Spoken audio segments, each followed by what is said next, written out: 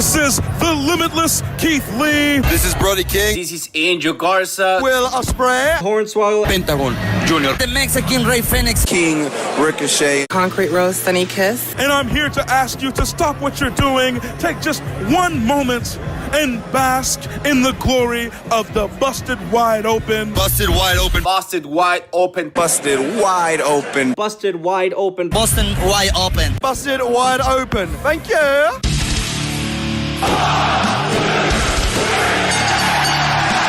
You're listening to the Busted Wide Open podcast, dropping the elbow on the hottest topics in sports entertainment and the world of professional wrestling. With your hosts, Nick Howell and Sir Ian Dangerous.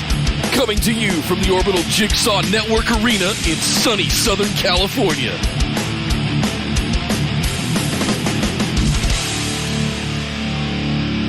Welcome everybody to BWO Live, coming to you from across the Busted Wide Open universe of Twitch, YouTube, and Facebook. This is episode number 348 of Busted Wide Open. My name is Nick Howell. And to err is human, to forgive divine. Unless it's Baron Corbin, in which case, screw that puto. I am Sir Ian Dangerous, and welcome to the show, everybody. Thank you for joining us tonight. That's right, it's Busted Wide Open. We're here to talk about wrestling, pro wrestling, that is, specifically Smackdown, which just went off the air. A surprising, huge return on Smackdown tonight. Plus, would Roman Reigns actually accept John Cena's challenge for SummerSlam? The answer, no. But yet, plot twist. We'll talk about that as well. We've also got other shows this week we have to go over. AEW had Dynamite on Wednesday, and hoo-wee! It was Fight for the Fallen. It was a banger of a show, including a big plans change moment on that show. Big swerve over there. We gotta talk about huge AEW. moments on that show, if I'm counting. There was right. a lot of big stuff happening on that show. Plus, are they in trouble for using a pizza cutter? Pizza cutters and light tubes on AEW Dynamite. I'll say it again. Pizza cutters and light tubes. Don't give it all on away. AEW Dynamite. Holy crap. And over on NXT, probably one of the biggest main events we've seen in a long time just got booked for TakeOver. Massive. It was a taped show, so you may have seen spoilers. If you haven't, we won't tell you until later in the show because holy crap, stuff happened on NXT, and it's very, very exciting. Can't wait to talk about that. So much to go over, Nick. So much. But we can't do it until we do a little a business. Yes, we got to pay the bills. So linktree.com/BWO is where you go to like, follow, share, subscribe, do all the things across all the social medias. Make sure you guys are doing that. And we appreciate you guys getting the word out about Busted Wide Open. You can also sign up for Patreon to get access to some exclusive rewards like the bonus episode we just did last night. It's fantastic. We ranked our top 10 SummerSlam matches. So if you'd like to check that out, you can head over to patreon.com/BWO. Just sign up for the $10 tier to get instant access to it. Or if you're on YouTube and you prefer that as a platform, you can hit that join button right down there and sign up for the $9.99 tier, and you too get access to that VOD. All that stuff available, linktree.com/BWO. Hey, you can also pick up some sweet swag over at bwomerch.com, designed by Sir Ian Dangerous himself. So thank you guys for those that have bought it. Andy, the desktop mat thing that you got, Jesus, it was like your entire desk. I didn't realize that was going to be that large, but holy it's smokes. Desktop mat. It's the whole totally desktop. a XXL desktop mat thing that it's like you put your whole mouse and keyboard and your monitors and everything on it. It's beautiful. Fantastic. BWOmerch.com. Kyle jumped in with 100 bits. I want to call that out here at the beginning. Thank you, sir. Also, thanks to Dieter for continuing his Twitch sub all the way through March. Holy smokes, man. That was very generous. Thank you, sir. Kyle with 100 bits said, in an environment where wrestling is competing for eyeballs with live sports and prestige television that both ask their fans to invest in years worth of remembering what happens, NXT is about to pay off a 4-year incredible character story arc. NXT UK has 800-day champions. AEW has built Kenny and Hangman from day one of the show. Smackdown does an angle that expects everyone to forget 3 months ago for an angle to work, and their emerging babyface look like an idiot. This isn't that hard. I will, Kyle, I'm actually, you know what? I wanted to be cynical like you about that. I disagree. I think SmackDown, the angle that you're talking about, which we will discuss very shortly, actually the second thing on our show tonight that we'll be talking about. Actually, I thought it was good. I liked how they paid off the character moments. I thought they actually did the work. It was good. Had me hook, line, and sinker. Yes, they did. Yep. Yes, they did. It was good. It was good. We'll talk about it, though. Yes. We'll discuss it shortly. Linktree.com/BWO, everybody. Thank you for the bits and subs tonight. We're going to have a great show. Sit back, relax, grab a drink, and enjoy. And we're going to head over and talk about what went down tonight on Friday Night Smackdown.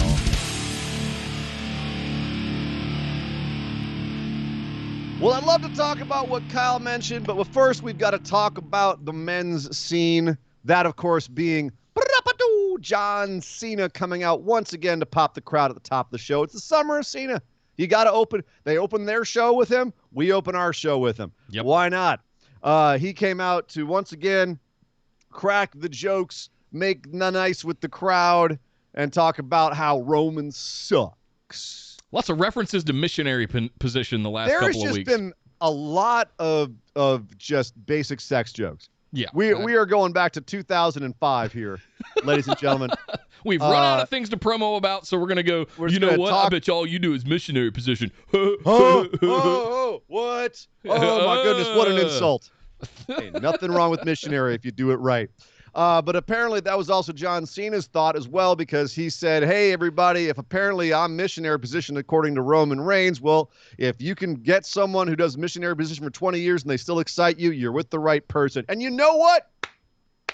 He's got a point. Well said, John. You've got the man's got a point, but we're not talking about that. Keep your eyes above the belt. We're actually talking about the fact that he was here to discuss the fact that Roman Reigns was basically saying that he'd come back with his same gimmick, doing the same shtick over and over and over again.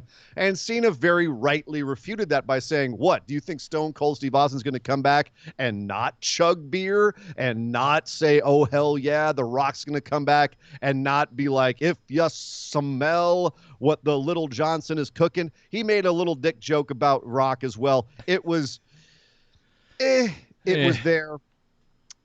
Cena cracking the jokes, making the fun, but at the same time making very salient points, and then doing what, of course, you've got to do with these segments. You crack the jokes, and then at the end, you drive it hard home into the camera, which he did, saying that Roman Reigns is a lazy stooge named Joe. He's nothing more than a blood-sucking product of the machine that is so scared he's going to fail. And Roman knows that John Cena would have embarrassed his ass at SummerSlam, and that's why he's avoiding him. But oh, goddamn, John, goddamn, the man has a family, a big family, and getting bigger every time he uses the missionary position. Right. So John Cena out here running his mouth on Roman Reigns, saying he's ducking me, but he's going to give Finn Balor a chance at SummerSlam. Okay, cool, whatever, Roman, you're a bitch. But he gets interrupted by Baron Corbin, who comes out and apparently has regressed 2 weeks of storyline because he's still now, instead of being the lovable misfit who might be becoming friends with Kevin Owens and we should feel bad for, now he's back to, I'm desperate because I got hit in the balls last week by the tank shot. Now I can't satisfy my wife, so she left. So I'm going to mooch off of John Cena. John, you're really rich. You got that Hollywood money. Help me out, bro. And John Cena passes him $100. That was a cool hundo he passed him. Yep. And Corbin goes, that's it? That's all you got? I thought you were generous, John, but I guess you're just another Hollywood sellout, you cheap bastard. And John Cena goes, you know, Corbin, first of all, he didn't even recognize Corbin, Nick. I thought that was genius. Which was cute. And then Corbin gets up on the apron. He goes, oh, shit, it's Baron Corbin. Which is particularly funny, seeing as Cena's the guy that cost Baron Corbin his Money in the Bank cash-in and probably the lowest point of his career on the main roster. The point where we all went, oh, damn, the main roster management does not like Baron Corbin anymore. Where we all just were like, Corbin dead. Cena's that dude. Cena's the dude who kind of buried Baron Corbin. So that was 2017 with Jinder, right? I don't even know who Jinder was the champ he was trying to cash in on. Champ. And Corbin Corbin was distracted by Cena, so Jinder rolled him up and retained. But Cena apparently doesn't remember who Corbin is. Cold as ice, this whole segment. And then Corbin starts dissing on Cena, and Cena goes, cool, well, you know what I'll give you instead? An attitude adjustment. Bam, hits him with the finishing move, walks out of the ring, takes his hundo back on the way, by the way, and walks on out, leaving Corbin a crumpled mess in the ring. But, of course, that was not all, because we did have to have the contract signing ceremony with Finn Balor and Roman Reigns, which we had later. Roman, of course, being gifted the head of the table, Paul Heyman, and having a little bit of a nice little physical comedy moment there with Adam Pearce trying to get the chair to the head of the table. Roman sitting at the head of the table and saying, Cena's a bitch. Finn, you're also a bitch. I'm going to send you back down to NXT. But hey, man, it's cool. I'm glad you challenged me. Let's do this. Signs his part of the contract, passes it to Finn. And Finn says, I'd be happy to go back to NXT with your Universal title. That's my one line, Roman, after you're 20. I got my one line in. Now I can sign my contract. And off here to the side, we're all like, yes, please go back to NXT. Please, love it. You were so much cooler there. You were what Roman is doing now on main roster, but main roster is not going to let you do that because they have to have their boys be their boys. Before we get into what happened next, okay, a thought I might like to ponder. Why are we doing a contract signing a month ahead of SummerSlam? Why are we signing this stuff more than 4 weeks away from SummerSlam? That's the part of this that you went, I don't understand the logic here. This is what you're going to take issue with? This is what you do like 2 weeks out, and then you get some physicality on the go-home show, and it's, this is what we've come to expect. Nick, they signed the contract for the main event of this show an hour before the main event of this show. Do you think logic and consistency matters at all in WWE storylines? I suppose not. It's just go with it, man. Of all the things to take issue with in terms of logic and plot, let that go. Okay. They're having the contract signing. They acknowledge that sometimes fists fly, but they're going to try and keep it civil. Right. Cool. For some reason, Baron Corbin decides to come out at this moment, jump Finn Balor, toss him and his dong up over the barricade into the timekeeper's area, run back in and try to sign the contract because he's a desperate man, and desperate men will do desperate things. However, he did not remember that John Cena is also, for some reason, a desperate man. And John Cena runs out, beats up Baron Corbin again, takes the contract, and while Roman glowers and grits his teeth, he grabs a big old Sharpie and writes in big green cartoon letters, Cena, over the area where Finn was supposed to sign, and then signs it up top, hands it to Adam Pearce, Sonya Deville, walks off, and Roman's sitting there seething. Later on in the show, Paul Heyman accosts Adam Cole and Sonya Deville backstage and says, that's not legally binding. And they went, well, looks good to me. Boom. It's a match. Cena and Roman at SummerSlam. That's a wrap. And Paul Heyman just goes into the camera. But that's it. So it's a done deal. Cena Roman is happening at SummerSlam. But Finn gets chumped out, looks like a punk getting tossed over the railing by Baron Corbin. Corbin is reverting 2 weeks in his storyline. What do you think about all this? Obviously, we've been calling Cena versus Roman. That's a done deal. I don't think we need to talk about that. No. They swerved us to get there, but they got there. Okay. The swerve was cute. It was unexpected. I like the fact that they closed the book on it by saying, yes, it's legal. We'll show you a little segment backstage that shows that we accept that it's legal. That's good. That's good storytelling. That's you're closing your boxes there. Excellent. But what do you think about all the trappings outside of this? Did they sacrifice their own other storylines like Baron Corbin? Did they sacrifice Finn Balor to this? What do you think about all the trappings around getting to Cena and Roman at SummerSlam? When Baron, if I may Nick Book for a second, Baron Corbin came in and threw Finn out of the ring and picked up the contract and went to get a pen and try to find something real quick before Cena came out, in my head in about 3 milliseconds, what happened was, do you realize that if Baron actually signs this as the desperate man and somehow he goes and Cena helps him and gets him over Roman Reigns and in a fluke, Baron Corbin is all of a sudden your Universal Champion, that place would go apeshit. Like the story that they've told with Roman Reigns and with Baron Corbin so far, just think about what would happen if Baron Corbin actually won the Universal Championship at SummerSlam off of Roman Reigns in some crazy fluke incident. Would it be stupid? Probably. Yes. But would we all mark the hell out? Probably. No, we wouldn't. Why? The place would burn down. This is Nick looking at its finest. What are you talking about?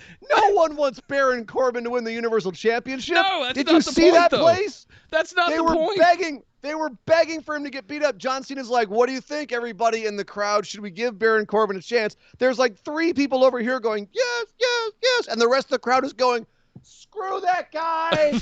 Beat him up. Not dropping an F-bomb for Baron Corbin, but man, I'd love to.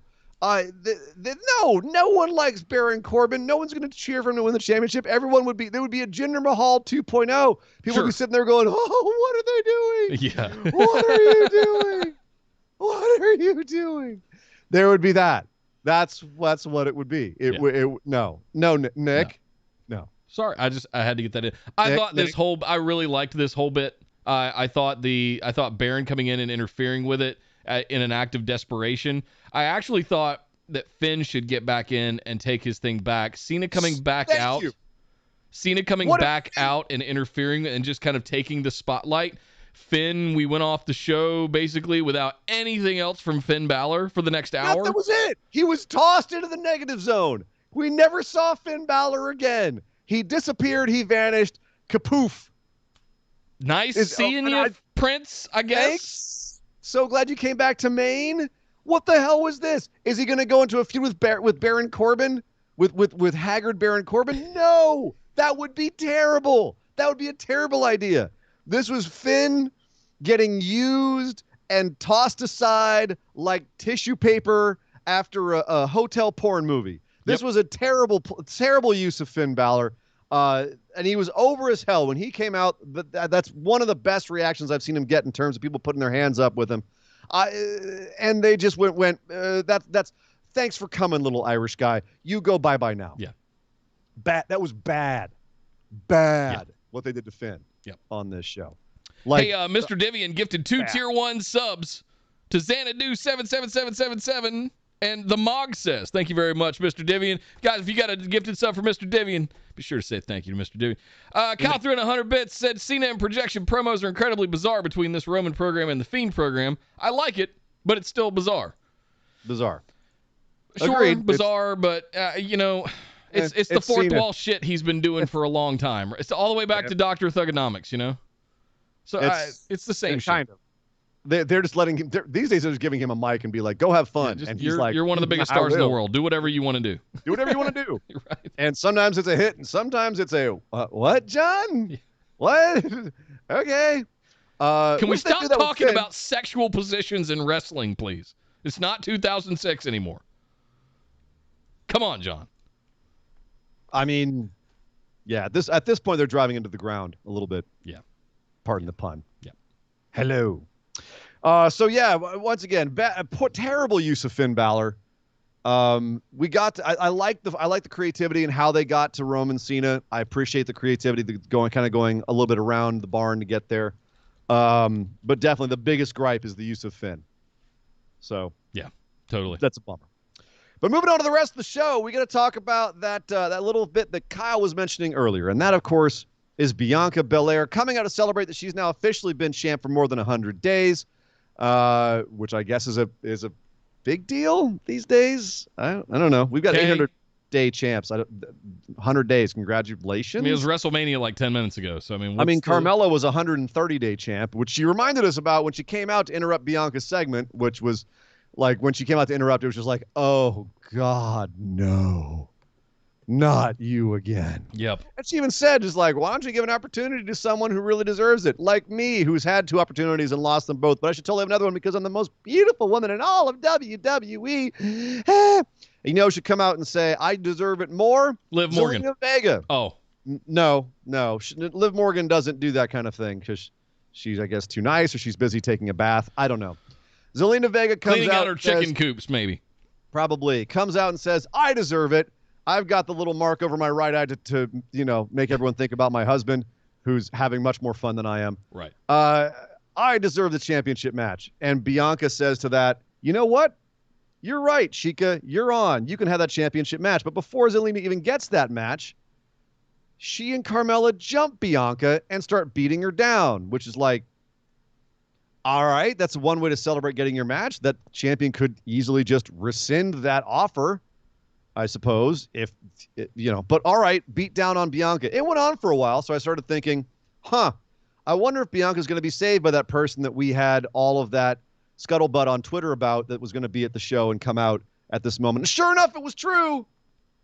It was true. All of those rumors that you heard before the show because whose music should pop but Sasha Banks? The crowd went wild. They went nuts. Sasha came out on fire, babyface fire, beat down the heels, sent them tossed them all out of the ring. Carmella and Zelina go flying. And she gives Bianca a big hug. And Bianca at first looks completely confused by this and is like, last time I saw you, you were trying to beat my ass. We were all confused too. Not entirely true. They were at the ESPYs together, and they apparently had, they had fun at the ESPYs together. I think that's in canon. They mentioned it on the show. They had an ESPY together. It was the best moment in WWE all year. So she got a big hug from Sasha, and she looked very confused, but she's like, all right, if you want to be cool and rescue me from the bad girls, then I guess we're cool. And it's made official later in the show.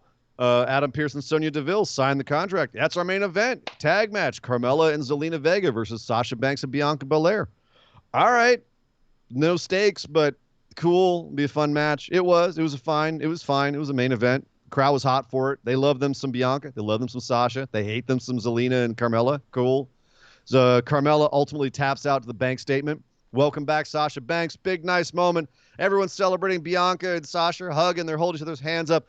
And then Sasha Banks turns on Bianca Belair, backstabber, bank statement, beats the crap out of her to go off the air.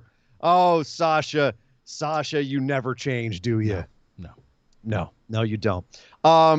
So, Nick, this is what Kyle's talking about. He was saying in what we read earlier. Right. He didn't like the fact that Bianca Belair looked like a chump, like an idiot here. He said Smackdown does an angle that expects everyone to forget 3 months for an angle to work and their emerging babyface to look like an idiot. Right. Do you think that's what this accomplished? No, I don't at all. I think that Bianca, the fact that she sold Sasha's return as being confusing, she's like, oh, you hugging me? All right, well, I guess you proved by beating up my enemies and then facing them in a match with me that you're trustworthy. The enemy of my enemy is my friend, right? Right. Is she hugging me? She's wearing a match together? Like, all right, we're cool. And then Sasha she hornswoggled everybody. Kyle, if the babyface is an idiot, the entire crowd are idiots too, because they all bought in. Yep. They all were suckered in by Sasha being a babyface. So in that sense, no, why would Bianca be an idiot?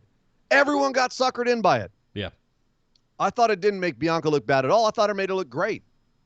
This is already a better feud than they had going into WrestleMania. Now, is it a retread? Yeah, kind of. They had nothing else. They had nothing else. I was scared they were going to do that whole can they coexist shit again from before WrestleMania. And right? I feel bad that this is the only thing that we can come up with for Bianca is kind of rewinding, repeating deja vu of what we had 3-4 months ago before leading up to WrestleMania.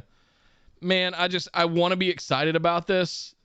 And I mean, I want to be excited for Bianca. They've just yet to book her into anything that is exciting yet. But you know what? But even Sasha coming out and turning is like, okay. That's the best thing they've booked her in. That moment when Sasha turned on her, I was like, oh, this is the best shit she's had on TV. Not in terms of pay-per-views, on TV. That's the most direct, brutal heel moment on her anyone's had. Like, even before WrestleMania, it was all just kind of like weird, snarky stuff with her and Sasha. There was no big, brutal moment where they were cool with each other and then they turn. It was just like, can they coexist? Are they going to be able to get along? And like, there's miscommunications. It didn't work. This it's off to a better start. And it was awesome to see Sasha come back for a brief shining moment as a babyface and be like, no, y'all, I'm Sasha Banks. Come on. I feel like where's Shayna? Like, there's other women that could have gotten a thing here. You know, I mean, they have story and rivalry from the NXT Women's Championship from a year ago. You'd have to, but Nick, again, you've got to figure, like, does the company believe in Shayna? No, they believe in Sasha. They don't believe in Zelina. Otherwise, why wouldn't Zelina get a program? I got some bad news for everybody. Zelina's there to be a jobber. She ain't gonna get shit. I got bad news for her. I mean, why are you re-signing your contract? Yeah, what are you doing? You should not have done that. What are you doing? You were probably making as much, if not more, money on Twitch. Like, probably. I get it, but I get it, but I don't get it. Yeah, you do you. Yeah. So anyway, yeah, I think this is going into a good place so far. We'll see how they handle the ball after this, but this was all I thought pretty good stuff. I'm pretty lukewarm on it, if anything. Sasha coming back and turning on Bianca. It was a strong turn. Strong. The crowd ate it up. Yep. Right? If we're going by crowd metrics, the crowd was there for the every part of it. So total success in that sense. Yep. A little bit less of a success. Edge came out to a huge ovation. Didn't even get to the ring. Well, Minnesota's basically Canada, so Edge, right? They're going to mark out for Edge. Oh, well, everyone marks out for Edge these days. Well, but did true. get to the ring. Seth jumped him in the commercial break. We came back from the commercial break, had to watch everything that happened during the commercial break, including Seth hitting Edge with a camera. So Edge is out. And Seth gets in the ring, and basically all he does is recap the last 5 weeks of TV with him and Edge. Here, watch a video. Watch a video. This is why I don't like Edge, because I should have had the opportunity at Roman Reigns' title, and he got it instead. So now I'm going to make sure that he doesn't get it, even though he had it and he lost because I cost him. Whatever. The heel logic. And then Seth goes, if I can't get it, then he won't get it either. Okay, that's our feud. Thanks, everybody. That's the segment. That was the segment. Terrible. I promise tonight 2/3 of this show is going to be extremely positive. We have to eat our medicine first with Smackdown a little bit, but 2/3 of this, we're going to be electric hot fire. Yeah, we're going to be happier in a second. But this segment was crap. Also, we had a meaningless 6-man tag match. It's the same match we had last week, but didn't get to see because we had to. Well, last week we didn't see it because we had to go watch the rap concert where no one cared about the wrestling. It was Big E, Nakamura, and Cesaro versus the Dirty Dogs and Apollo Crews. Apollo eats a pin after eating a Kinshasa. That was it. It was there. It was entertaining, I guess, but it was there. Finisher spam, it just typical 6-man WWE tag. It's exciting. It was exciting for the live crowd. I'm not sure what I'm supposed to take away from this. There's nothing to take away. Is Nakamura the next contender for the Intercontinental title? That would be interesting. It seems to be logical given the push he's getting right now and the fact that no one else is going for it. Nope. So why not? This would give him a reason to go for it. 24/7 belt was on the line, so sort of, I guess. Reggie was backstage saying, "Hey, they just told me I had a match with somebody. They didn't say who, but that's what the 24/7 championship is. I got to have eyes in the back of my head and rearview mirrors in the backs of my shopping carts. So here I am, gonna go defend it." And he goes out and defends it against what looks to be Otis. Alpha Academy comes out. Otis getting a huge babyface pop because he's from Min Min. And they love their hometown boys there. They recognize, even if they're scary monster heels now, they're still like, he's from Minnesota. We love him. Dude, they feed them boys, them wrestling boys, something different up in Minnesota. Can you tell? Shelton Benjamin, Brock Lesnar, Otis. Yeah. There's something in those 10,000 lakes. Minnesota Wrecking Crew, baby. How many like classic big bruiser dudes are from Minnesota? At least Legion 3 that I can think of off the top of my head. Doom was from Minnesota as well. Were they really? Oh, wow. Okay. I believe so. At least one of them, I think. Man, correct me if I'm wrong, chat. Correct me if I'm wrong. That's off the top of my head. I know Jacob's real into amateur wrestling stuff, so he might know, but I'm not sure if he's in the chat or not. Well, someone can Google it because we got to do a show here. But the bottom line is that out came Otis.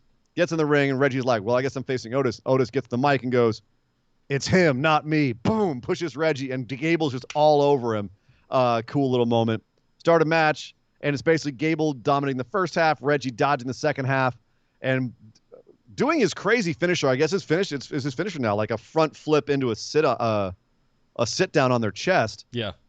And or I guess front flip bonsai like a seated senton or something. I don't know. Something like that. Yeah. But goes for the pin. Otis breaks it up. DQ chases Reggie out of the ring. He backflips up the ramp. That was it. Short little segment.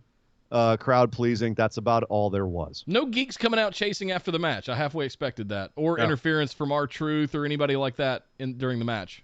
I was halfway expecting that, but I don't know. Are they going to start treating it like a real title? I mean, since when do we get like backstage interviews and stuff for the 24/7 championship? It's been reported that Vince is very high on Reggie, which is so odd because you'd think that Reggie is just not the Vince McMahon type, but he does, like, every once in a while, he gets like Vince gets a hard on for like a little weird flippy guy or a gimmick, and he just pushes him like crazy. And I guess he's all about Reggie right now. Damn. Which, you know what? Good for him. Cool. Hey man, ride that while you can, my son. We've seen so many of you come and go. Kyle threw in 100 bits, said, I periodically forget who the U.S. and Intercontinental Champion is because of how uninspired the repetitive booking with those titles have been.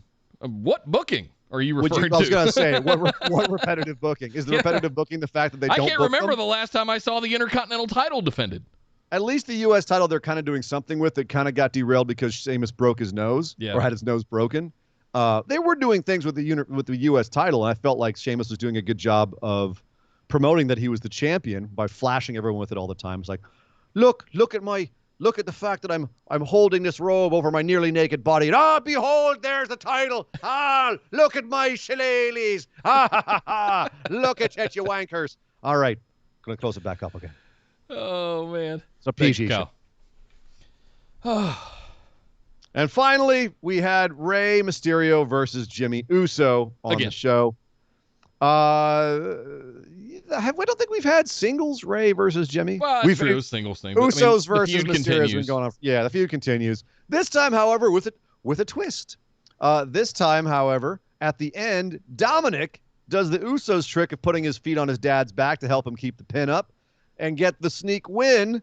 And the call from Michael Cole is Rey stole the win. To your face team, who just did the same move that the heel team has done the last multiple 2 weeks consecutively. Yeah.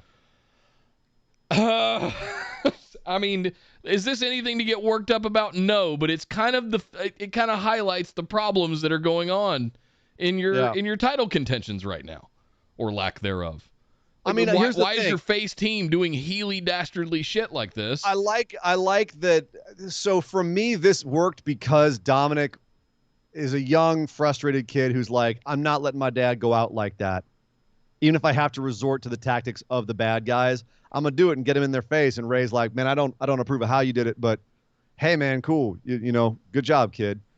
It kind of worked for me. Where does it go from here, though? I was like, to me, all right, you've paid the punchline. Now you got to have a straight up match. Again. I needed a segment in the back with Rey chewing out Dominic saying, we don't do that kind of stuff. Sure. Maybe we see that next week. Yeah. Right. Maybe we see it next week. Maybe they have a payoff in mind. Whether we get it or not, who knows? Which sets up Dominic turning on his dad ultimately. Oh, so everything leads to Nick booking. Dominic, stop it. Stop it. You didn't even remember the Who's Your Poppy match when we were doing our SummerSlam picks. That's not what I think about when I think of Eddie Guerrero. In our bonus episode. It's literally all you think about is how Dominic is really Eddie's kid. And then you forget the match where they fought over who was his real dad. Yeah. Maybe that's the problem, is you forget the match exists, and that's why you don't know who his real dad is. That's what it is. So I'm supposed to decide whose testicles the sperm came out of based on the results of a ladder match? Yes. Oh. That's what wrestling teaches us. Got you. All right. These are the lessons that yes. Yes. You're supposed to decide who does missionary position and who doesn't based on a wrestling show. I love it. That's why we love this sport. That's absolutely correct. Yes. Who has the greater moral value? The person who wins. That's wrestling. And that's SmackDown, ladies and gentlemen. It was I would argue at the end of the day, a couple of major events and then a whole bunch of fluff. But at least it did have some exciting moments. It could have been worse. We know because we watch Raw. Right. But that being said, luckily, that was not the only wrestling this week. No, because there is so much that happened on the other shows, starting, of course, with NXT.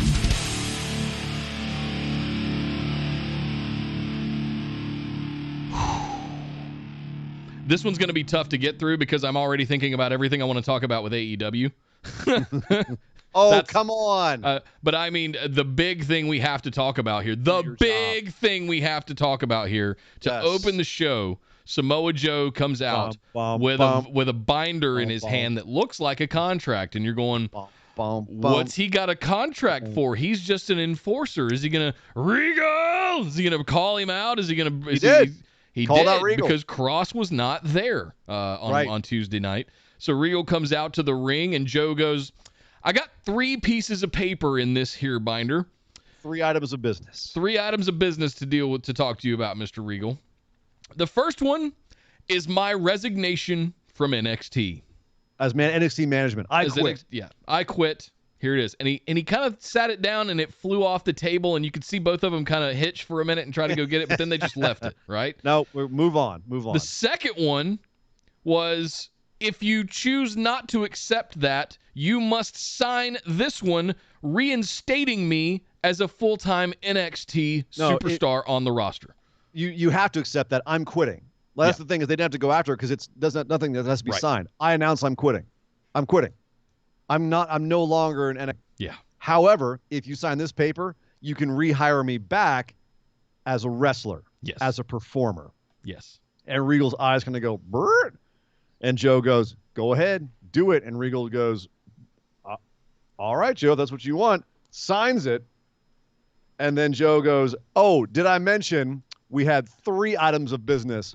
Here's the third one, for a match between me and Karrion Kross at TakeOver 36. Of course, Regal signs that. The crowd goes nuts. Joe is an active wrestler once again, and he's going for the title versus Karrion Kross. We were wondering who the hell could come along and realistically take that title off of Kross.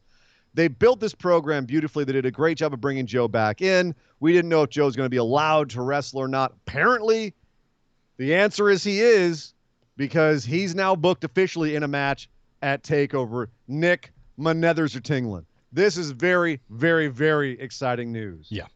I felt my perineum twitching as well. Bada bing. Yeah. Can't wait to see what happens in that ring. So, holy crap.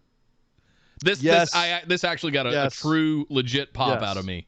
I was just one of those kind of things. Yeah. Oh God, I didn't see that coming. Well, you know what's funny is, as much as I'm like, cool, Joe's gonna kick the crap out of Karrion Kross, send him off to the main roster to get buried. What this means for after that is what excites me more. Okay. Joe's off the leash. All that teasing we were seeing of him getting stared down by Pete Dunne all the time, getting mocked by Johnny Gargano, all the other stuff. Joe's going to be able to have matches with that roster. I hear Finn Balor doesn't have much to do right now. He's got nothing else on his dance card. I'm just saying. No. 2 former multiple-time NXT champions? Yes, please. Well, I don't know. What do you do? Have Finn come down and lose, or have Joe lose? I don't know if you do Finn Balor. But at the same time, like, Joe's a better option to put people over than Kross. Totally. If they were trying to build up Kross, obviously that's DOA now. And now there's all this. I love reading all of the news reports where you've got officials on the main roster who are putting out stuff like, don't worry about Kross. There was a story in mind there. There's a reason we had him lose the first match. There was a story we were going to tell, and ultimately it was going to have involve Scarlett, bring Scarlett in, is going to bring out the Gladiator in him. It's like, well, the story you were telling was dumb. Yeah. It was dumb. It was a dumb idea, and you're seeing your stupid little idea fall apart right now because Jeff got COVID. So way to go, guys. Dumb ideas lead to dumb results. So they have torpedoed Karrion Kross already. So cool. If he gets out of the way, Joe's actually a much better guy to have in that position as someone who feels like a monster, but isn't necessarily unstoppable and has an aura where even when if you beat him or if you lose to him, it's a much more creatively ripe environment than just having Karrion Kross there. My nethers just tingled again. Are they doing it again? Samoa Joe versus Santos Escobar. Versus, all sorts of guys. Oh God, please put that in my freaking eyes. Adam Cole, Bronson Reed, who had a match as well. Bronson Reed versus Adam Cole was your main event of the night, with Bronson Reed falling completely clean to Adam Cole. This was surprising. Bronson's been on a downward trend lately, losing the North American Championship somewhat randomly. I feel like they were told he was going to get called up, and they dropped it as a precaution, and then he didn't get called up, and now they're like, what do we do with him? and they're having him lose to Adam Cole and spending his equity, which I don't know what Bronson does after this. I really have no idea what they do with him, but they needed Cole to look strong because he got attacked after the match by one Kyle O'Reilly, who's now angry Kyle O'Reilly. And Kyle O'Reilly did to Adam Cole what Adam Cole did to Kyle O'Reilly these many months ago, and he murdered Adam Cole on the steps to end the show. Yep. So we are getting O'Reilly Cole 3. Are you excited about that, Nick? We said already in the show before that it's we're kind of over Kyle and Adam. Did this reinvigorate your excitement for that at all, or are you still just kind of lukewarm on that feud? I want to see how they build it over the next 4 weeks, but I'm enticed. I'm always going to be excited to see Adam Cole and Kyle O'Reilly wrestle for the sake of the match itself. I'd like it to mean something. They've already done unsanctioned. They've already done stipulations. Like, what do they got in the bag now? Right. I feel like they've spent the capital of that breakup, of that feud. I kind of feel the something same else that way. happened in another part of the show that kind of made me go, huh? Because there's some history to pay off there. There's some unfinished business there. Well, so, I don't know. I'm with you where they're gonna have to give me more to make me excited about this feud again. I feel like it's been decreasing payoffs ever since the unsanctioned match was just a bloated mess. Yeah. So I'm worried about Reed. I'm worried about Cole and O'Reilly, to be honest with you. Yeah. But at the same time, great match. Reed Cole is a great match. Kyle threw in 100 bits, said Samoa Joe versus Walter. Permission to clean yourself up, Nick. Yeah. Oh, excuse me. That was the sound of Nick's nipples ripping through his shirt. I'm so erect. However, there was plenty of other interesting things happening on NXT. Sasha and Bianca, not the only betrayal we saw this week. In fact, we saw a betrayal that Nick, dear God, was it a long time coming. And dear God, did it feel good. Raquel Gonzalez, Dakota Kai out in the ring. Raquel saying, there's no one left. Who else is there? Dakota saying, as long as I've got your back, Raquel, no one's going to take you out. Is there anyone in the back? No one. See, there's just nobody who wants a piece of Raquel who can take this title off of her. Except me! Blam! She gives her a big old kick in the corner, lays her out. Dakota Kai turns on Raquel Gonzalez. Finally turns on Raquel Gonzalez. The whole time she was talking, I was just sitting there going, is it going to be now? Come on.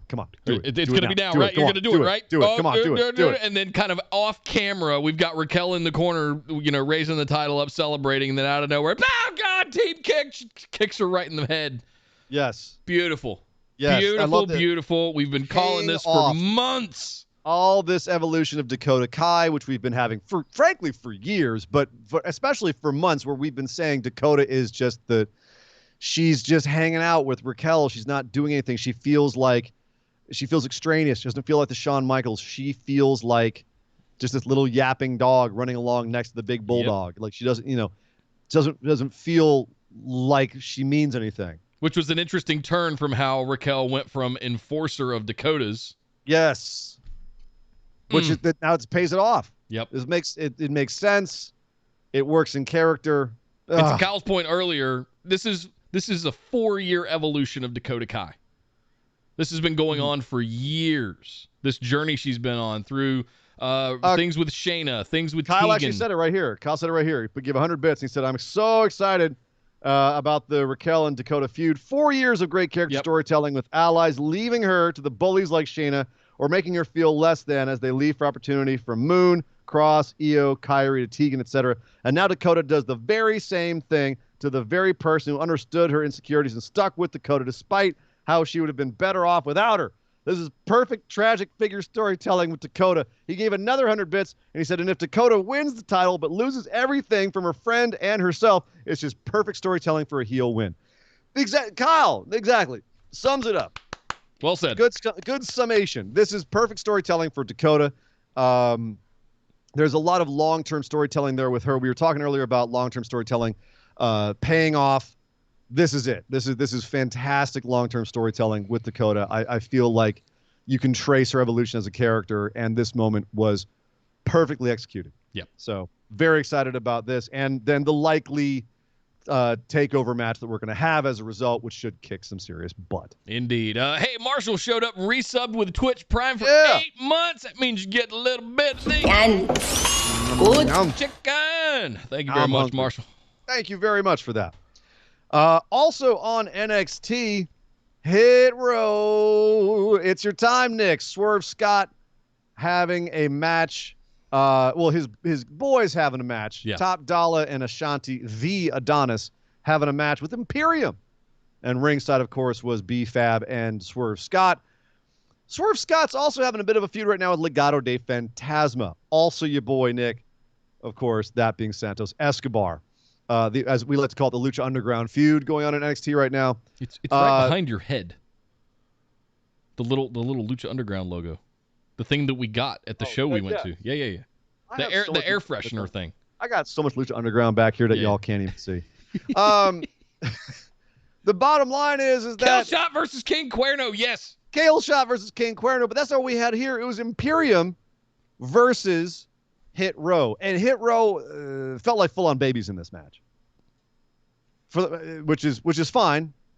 I think they're the babies in the Legado de Fantasma feud as well, who of course cost them the match. Out came Legado to distract Top Dollar. He ran off after Santos Escobar, leaving Ashanti to get pinned in the ring, which I think this is good for everyone involved because it gives Hit Row more beef with Legado. They've been talking ish to Legado. They've been lots of war of words going on there. So this adds more fuel to that fire. Imperium gets a win. They can move up in the supposed quote-unquote rankings. Imperium needs some wins. Great for everyone involved. I love everyone involved in this. Everyone played their parts perfectly. Santos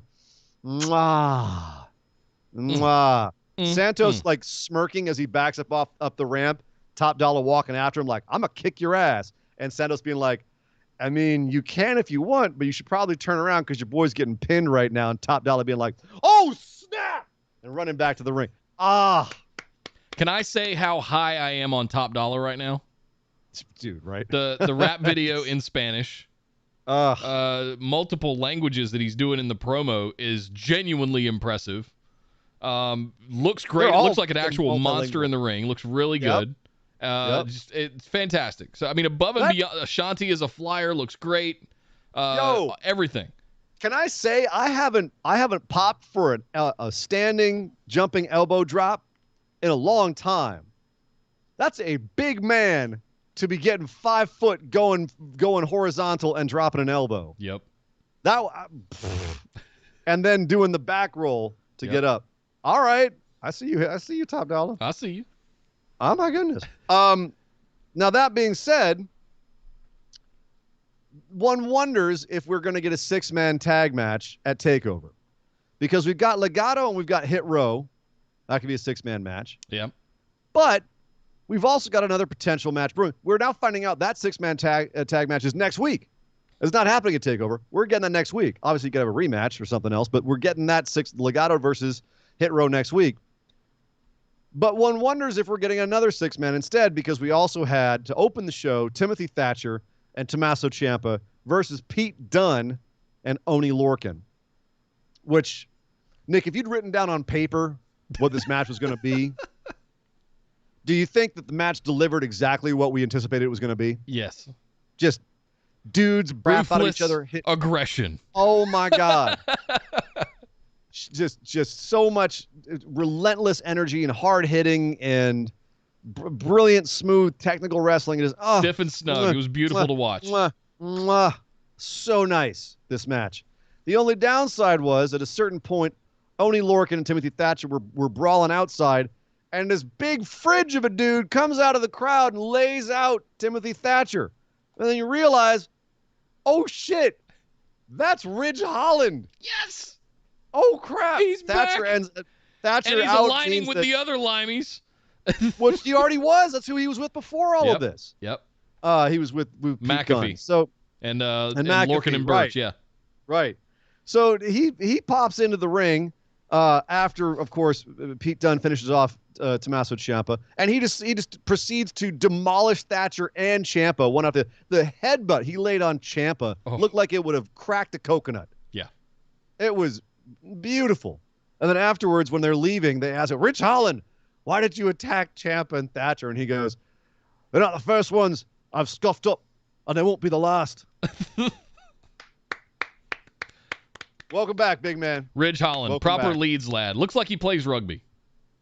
I hope he plays rugby. Nick, he was a former major rugby star. Oh, cool. I honestly didn't know. I genuinely didn't know. I know a couple of guys, a couple of big guys in tech that I work around that are into rugby in the UK. Be like Dak Prescott showing up and you being like, I hope he played football. Cool guy. I liked him. Honestly didn't know. Okay, well now you know. Now I know. Now you know. Yo Joe. That's why he's got the calves like a bull. He's got everything. Can't wait for that guy to come back. Future main eventer. I'm anxious to see if they go back to the history with Cole, with him taking out Cole in the McAfee feud. I just don't know if they'll go back to Undisputed Era times when that was still going on. So it'll be interesting to see that. Kyle threw in 100 bits, said Top Dollar's dropping an album in November. First to do that since Cena. Guy is a star. Yeah, that guy's got star power written all over him. I'm very excited about the future of Top Dollar. There's a lot of talent in NXT right now. Yeah, there is. Like looking good. We even had we had Carmelo Hayes. Speaking of talent, we had the breakout tournament. Carmelo Hayes and Josh Briggs going mano a mano. While Duke Hudson scouted his next round, whoever won this match is going to face him in the next round, is scouting his talent. Ringside, being very funny and very, very, very dry. But Carmelo versus Josh Briggs. This is interesting because Carmelo, not a big dude. Josh Briggs, big dude. Final Evolve champion. He was the champion of Evolve when they shut Evolve down. So we've seen Carmelo a few times, Nick, and I know you're a fan. Yep. What did you think about Josh Briggs? I'm pretty sure you haven't really seen him evolve at all. But what did you think about? And also he's pardon the pun, evolved a little bit since then. Sure. What did you think about Mr. Josh Briggs? I thought he looked great. I thought it was fine. I think it was an interesting mismatch with the two of these guys. But I think that made for a fun match. I agree. Just completely different styles, and sometimes that works and sometimes it doesn't. I don't know that it worked entirely here, but it was fun. It was a fun watch. Yeah, and I felt like Briggs showed that he showed why he's in the dance. Like he's a good wrestler. He's got a good technical base. But man, visually, he's not there yet. Well, you're going to put him in the ring with somebody that goes 100 miles an hour like Carmelo Hayes, then that's not going to shine brightly on him. It's going to shine everything on Carmelo Hayes. No. That's what I'm saying is, like, as far from a wrestling standpoint, I felt like Josh did what he needed to do. Carmelo looked better. Yep. He should. He's winning it. He's supposed to be the star in the match. Yep. Okay, cool. But I'm saying that in terms of presentation, Josh Briggs isn't there yet. Yeah. You got a big dude, and that's about all he is big, and he can be technical. Right? That's great. It's a good base to work on. Tucker who? Unfortunately, he has a bit of Tuckerishness to him, where he still has that kind of like lost doofus look about his face. His tattoos are an abomination. They're either half finished or they're just goofy, and they don't back up his character. He's trying to be like a big scary man. He's got these cute little superhero tattoos in the back of his shoulder. Aww. And it's not even finished.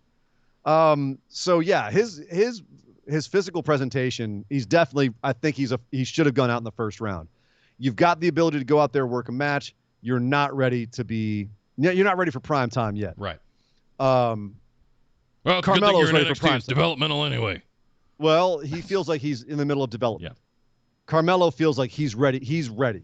Carmelo's ready to be in whatever match you want to put him in. Yeah, he needs to be going for the Cruiserweight Championship, going after Kushida and all that stuff. Like, this is totally agree. Absolutely send him to the moon. Yeah, agree. Next week, we got Joe Gacy versus Trey Baxter. That'll be a fun one for you, Nick. A couple of big boys. Big boys slapping big meat. Big fan of Joe Gacy. Yeah, well, that should be fun. And we also this week had, speaking of big boys, Robert Stone. Oh, wait, he's the opposite. Robert Stone brand currently being taken over from the inside by Frankie Monet. She and Jessie Kamea had a match with the KCs. A little bit of sniping backstage led to a match out in the actual arena. And the KCs won because Robert Stone got up in the ring and distracted Frankie Monet. She actually was the one that ate the pin, the first pin she eats in NXT. Surprising.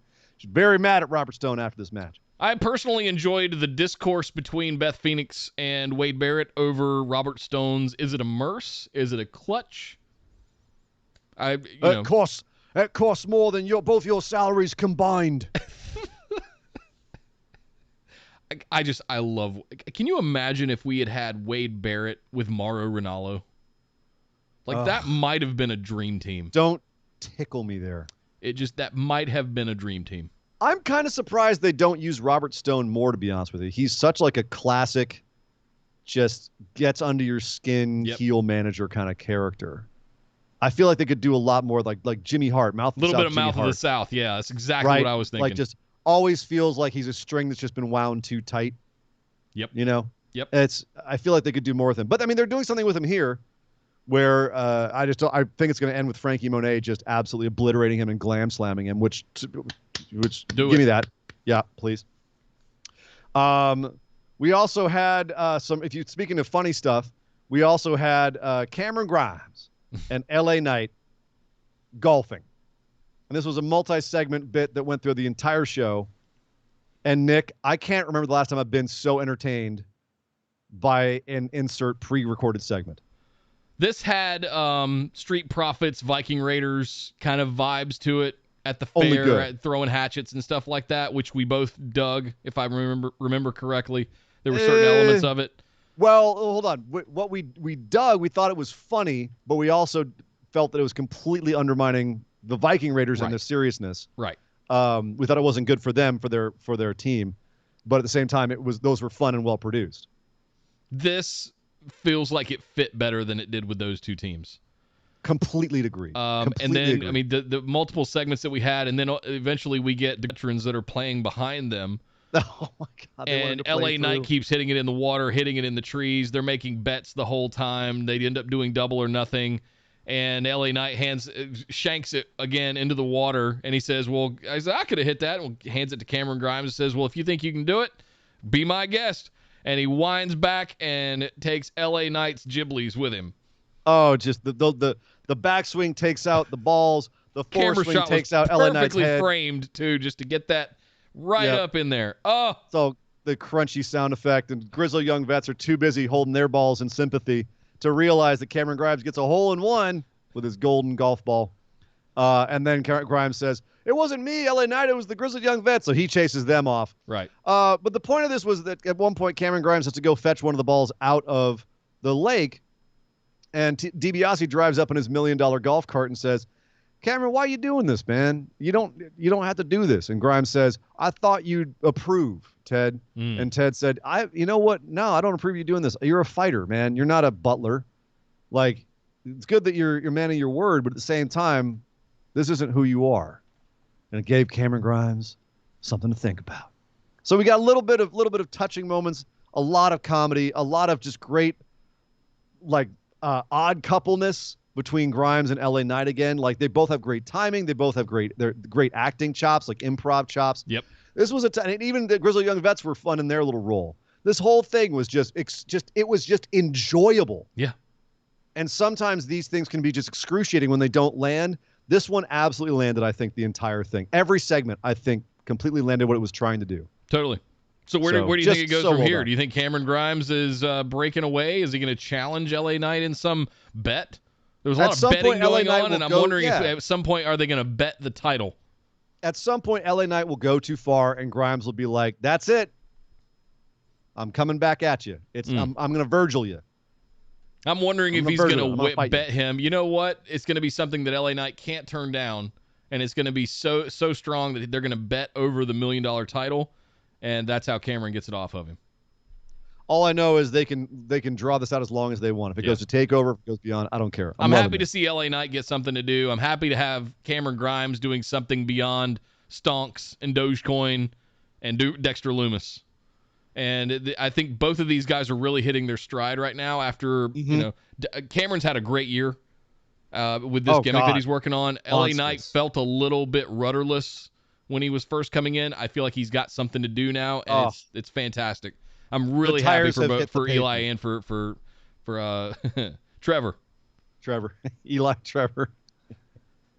It's War Machine. Kyle, he stuck a bunch of them in. Well, by all means. Let's see. We'll go back. NXT must have a Terminator factory in the PC with the walking fridge Ridge Holland back.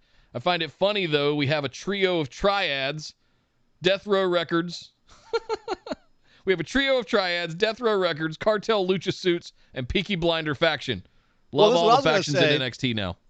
What if who does if we're going to get a triple threat? What do Thatcher and Ciampa get a third member? Where are the champions in all of this? Where is MSK?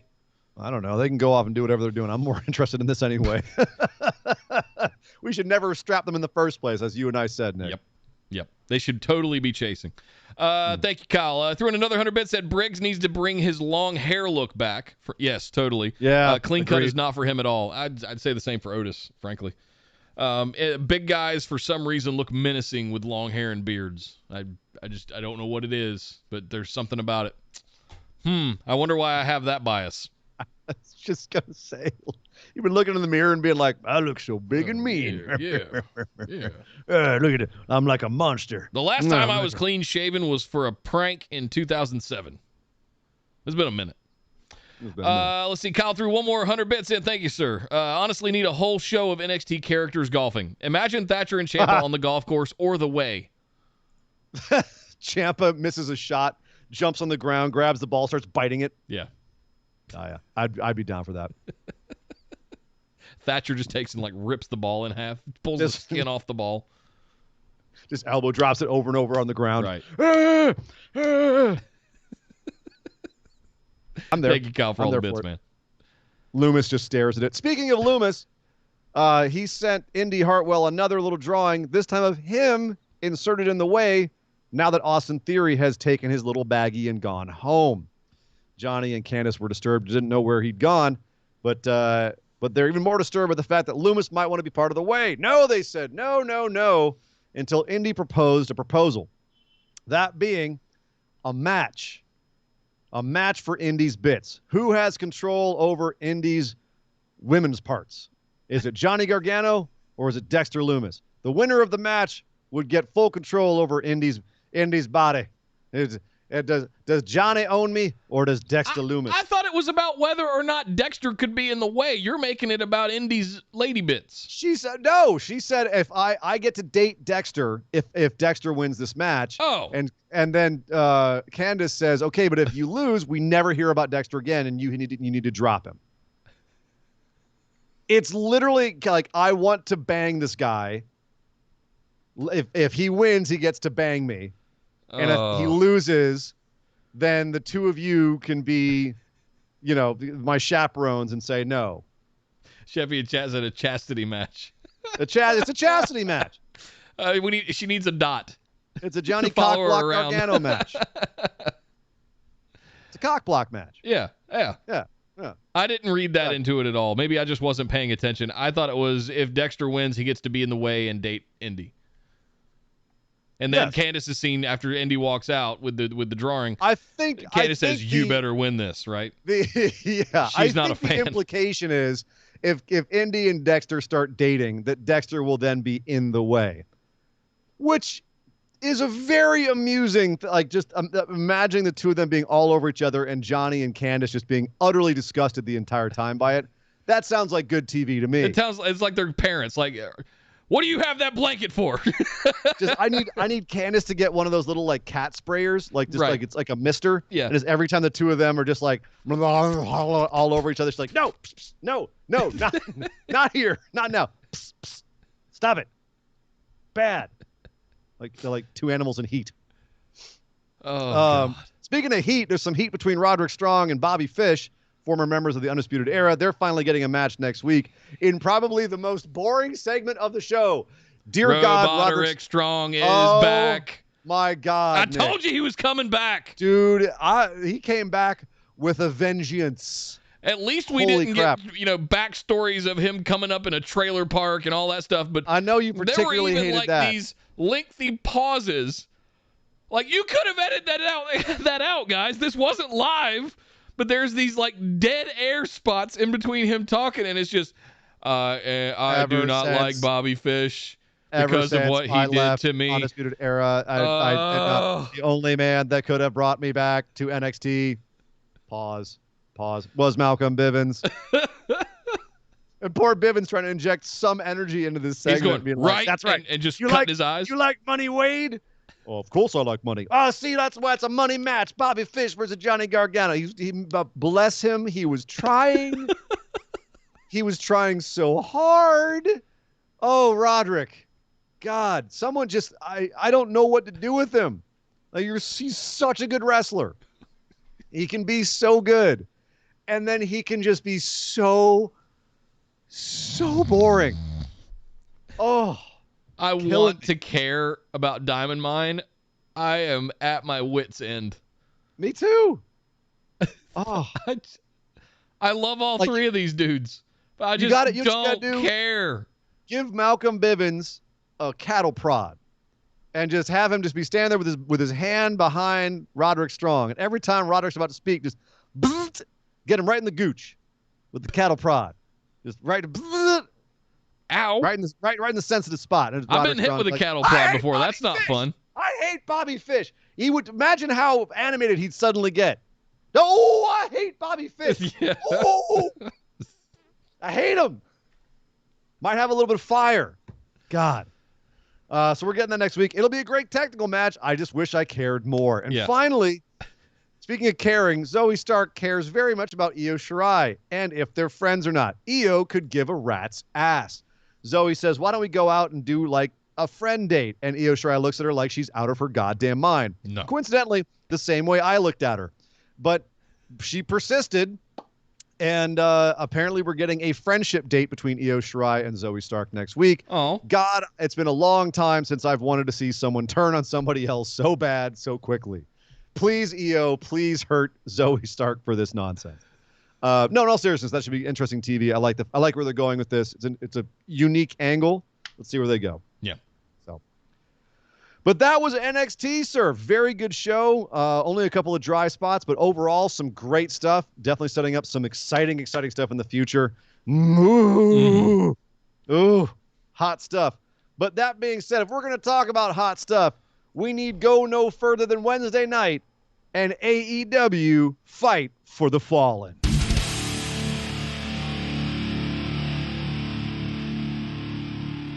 I'm gonna speak something into existence right now. I'm gonna look right at you. This is the best episode of professional wrestling television I have seen maybe since the Attitude Era. And I understand it was one of their mini pay-per-view kind of card things. This was the best episode of professional wrestling television I can remember in years. Hyperbole, thy name is Howl. My God, it was fine. This was one of the best things. This wasn't even the best Dynamite I've seen in the last 2 months. What are you talking about? What? This was fine. Okay. I've got a lot of criticisms. I wouldn't know. What?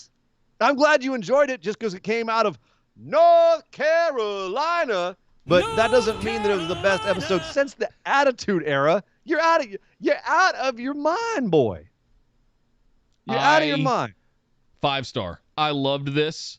The dynamics of legends, of storyline, developments, building towards All Out, like everything about this, including the way we kicked it off.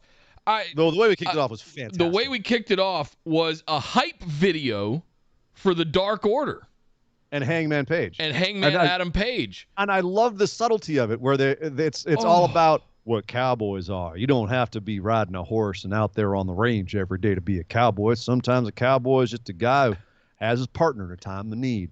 And you see these Ennio Morricone in the background. Yeah. And you see the guy standing next to a wall, and it was really subtle. They didn't overplay it, but all the guys from Dark Order standing there just like how they normally are, right? And in the shadow, their shadows all had cowboy hats. Oh. It was just a subtle, cool little thing. Whole hype video about how what a cowboy really is, what it means to be a cowboy.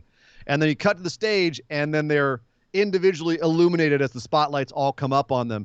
It was awesome. It felt epic. It felt cool. It felt like the good guys have arrived. The crowd was hot for it. I was hot for it. Hangman walks out. The crowd explodes. It was awesome. What a great introduction to the good guys in this match. And then, way to show out Charlotte. Seriously. Represent. They were hot for this. And then the Elite go and have a great entrance as well, where they have a whole basketball entrance. All about basically the Chicago Bulls entrance. Right. And they're all wearing Space Jam shirts. A little bit of corporate synergy, which is adorable. Way better than Army of the Dead corporate synergy with WWE. Looking at you, Stephanie McMahon. Yeah. Trying to defend that crap. They're all having fun with that. And the announcer's having fun with that, calling Nick Jackson 6'6", 280.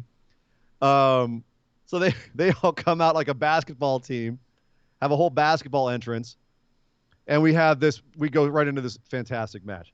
But we'll talk about that match in a second, Nick. I got to go back to this. The best episode of wrestling TV you've seen in 20 years? Yeah. Like, the AEW's been on a roll. And this was a very good show. I was entertained the whole time. Let me be clear. But this was not the best damn wrestling show ever. Out of your mind. This was just a very, very solid. I saw somebody in the chat say Impact was better.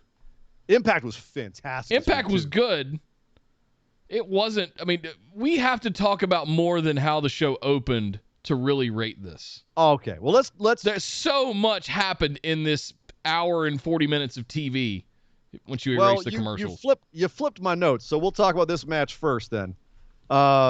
Because this is actually a very... I wonder if this kind of gutted the crowd a little bit by opening it with blew this them match. out. Yeah, totally.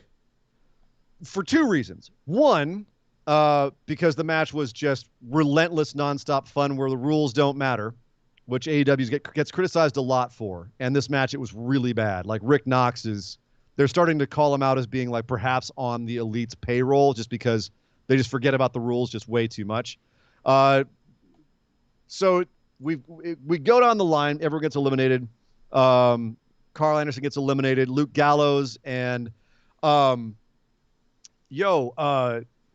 Grayson was trying to die in this match. The dude did a springboard spiral tap and bonked his head on the ramp. Something fierce. He overshot the landing zone. Overshot the whole damn group. Completely missed the group. They didn't catch him, and he falls flat on his back, hits his head on the steel grate on the ramp. Ow! But pops back up. You can see Johnny Hungy run in and check on him real quick. I thought because his head just went off the ramp. It was bad. That's scary. But he seemed to be fine. He popped back up. Him and Gallows fought off into the crowd and got themselves counted out. Probably because he wanted to go get checked out. No, I think that was the spot because he went and did a big jumping spot off of one of the entrances, and that was it. They were done, and so we're down even further. Ultimately, we get down to we got Johnny Hungy. Let's see. Johnny Hungy ate a BTE trigger. Evil Uno ate a one-winged angel. And we get down to Hangman Page versus the Young Bucks and Kenny Omega. Oh. Which is that's beautiful history right there. Oh. And I love the fact that at one point they tried to do on the outside of the ring a Meltzer driver, and Nick was gonna dunk the basketball into like a little basket that they had set up outside for their entrance, and he totally just binked the dunk, and then came back and like put it in. He's like, that's what's supposed to happen. So end of the match, Hangman's all alone, and he loses. The shenanigans are too much. He gets hit in the head with the Omega goes for one belt. Rick Knox takes it away from him, so he grabs another one of his many belts, nice touch, and hits Hangman in the head. Hangman eats a one-winged angel, two V triggers and a one-winged angel. After all that, he finally goes down 1, 2, 3. Hangman loses. So that means Hangman does not get his shot at All Out. That means that Dark Order doesn't get their tag team shot. And the crowd just kind of went, oh, well, shit. And I kind of went, oh, well, shit. It's not over. Of course not. Right. And we've been saying that it should go longer. But with how much, we were saying don't build up Hangman like this unless you're going to pull the trigger. Yeah. Because the worst thing that can happen is start booking. Yep. Where you get him part the way there, and then he goes back to moping in the back of the locker room, and everyone's sick of him. And by the time he actually gets the title, everyone's like, finally, right? Yep. It's a little dangerous to not pull the trigger right here. I actually thought we might get a spot here, not him winning, but we get where he kicks out of the one-winged angel as a tease that he's capable. I thought, yeah, and I told you, no, you can't have him kick out until you're ready to have him win the championship. Yeah. And him kicking out, it's got to be that night he's going to win it. It's the match he wins it. He's got to kick out of the one-winged angel. The match he wins the title. That's when he has to kick out of it. That's going to be the most perfect, amazing story. That'll be the pop heard around the world when he does that. But not having him win here is really, I feel like they built him up too much to let him fail here. And it takes the wins out of a lot of the sales of his fans. But I think you can explain it away, though, because one, he got left with a 3-on-1 situation. Sure. Right? You can explain this stuff away. Right. And I don't think he completely loses the momentum that they've built. But the fans are fickle. Sure. And the only thing I can think, Nick, is that the Dark Order isn't going to get him there. And he might need an American Dragon to push him over the edge. To really train him up to where he needs to be.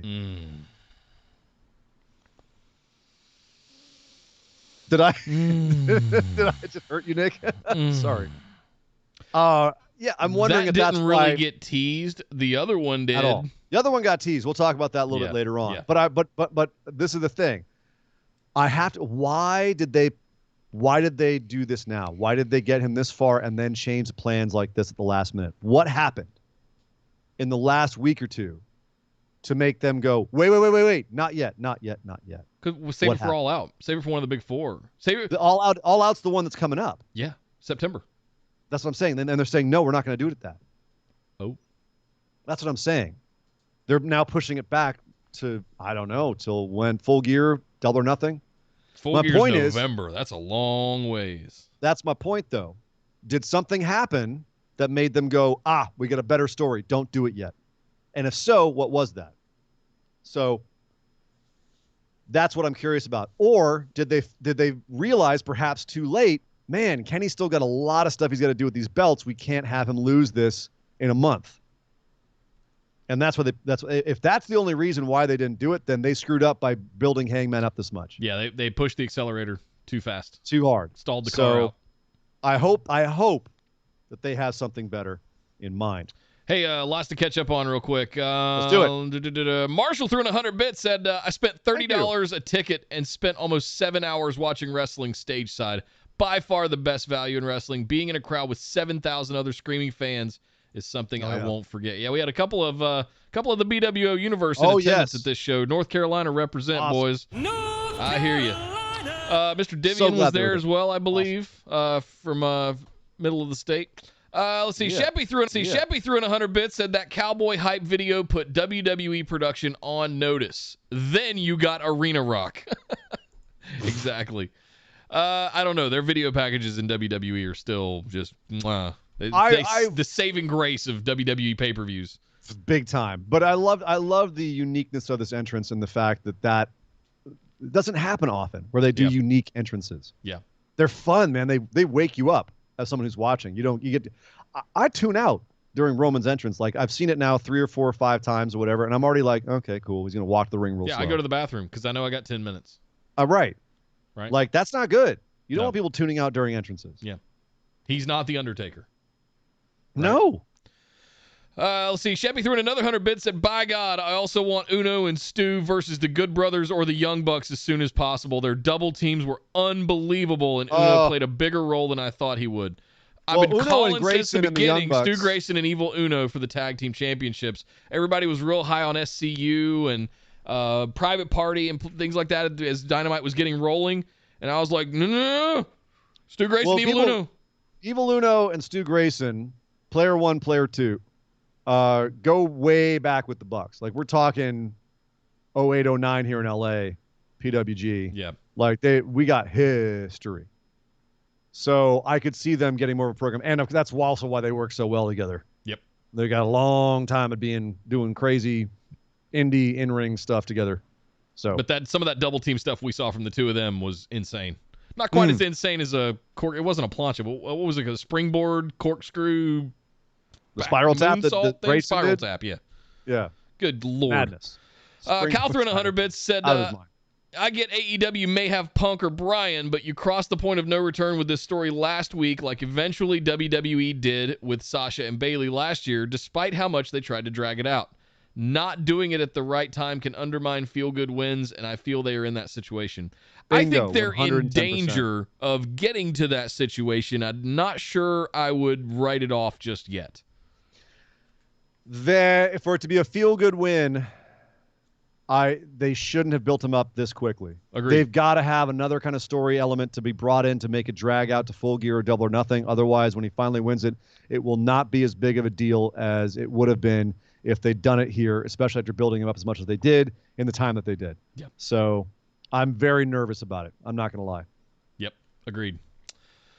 Oh, thank you very much, everybody, for all the bits. Thank you guys for getting all that stuff in. All right, back to the top of the note now that I got that out of the way. Sorry if I hijacked we got to talk there a about bit. pizza cutters and light tubes, man. Pizza cutters and light tubes. The second labor of Jericho, the Painmaker Chris Jericho, I might add. And you guys are wondering why I'm marked the hell out about this show.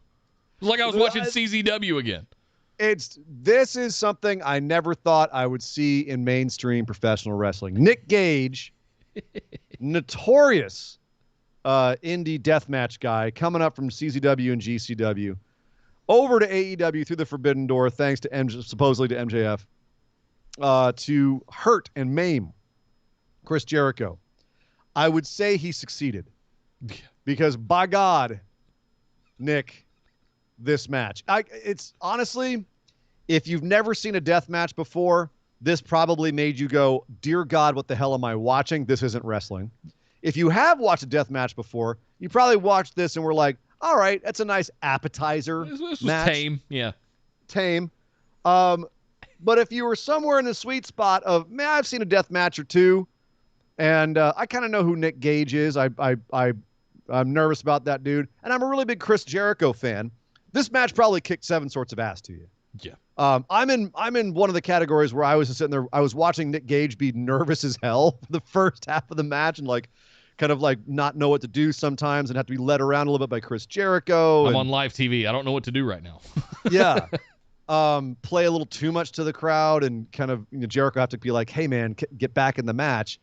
That being said, once the spot monkey stuff really started up, the match got insane. We had, unsurprisingly, Gage took one of the gnarliest bumps, taking a Rana off of the top turnbuckle onto a pane of glass, which then, of course, cut the shit out of their arms for the rest of the match. Light tube started coming out. We even teased a stabbing spot with a light tube at one point, which was a nice touch. Gage just breaking the light tube and then just holding up the sharp end and being like, I'm going to cut him with this.